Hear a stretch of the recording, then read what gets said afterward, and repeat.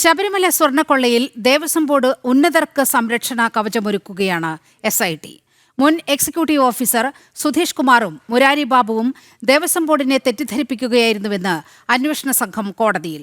Arrest രേഖപ്പെടുത്തി Pathanamthitta judicial 1ാം class magistrate കോടതിയിൽ ഹാജരാക്കിയ സുധീഷ് കുമാറിനെ റിമാൻഡ് ചെയ്തു.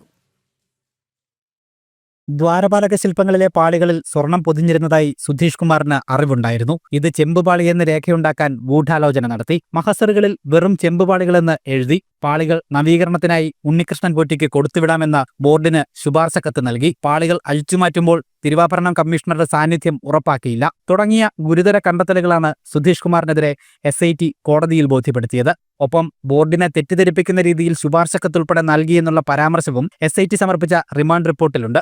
ബോർഡ് അധികാരികൾ അറിഞ്ഞല്ല ക്രമക്കേടുകൾ നടന്നതെന്നും ഉദ്യോഗസ്ഥർ തെറ്റിദ്ധരിപ്പിക്കുകയായിരുന്നുവെന്നും വരുത്തി തീർക്കാനുള്ള ശ്രമമാണോ ഇത്തരം പരാമർശങ്ങളിലൂടെ SIT നടത്തുന്നതെന്ന സംശയവും ഉയരുന്നു.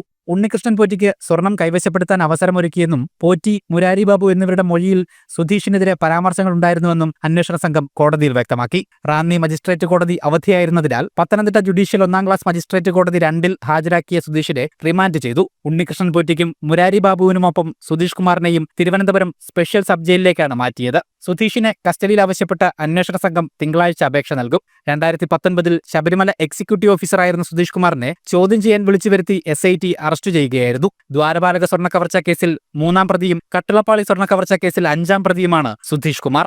ജനം, പത്തനംതിട്ട.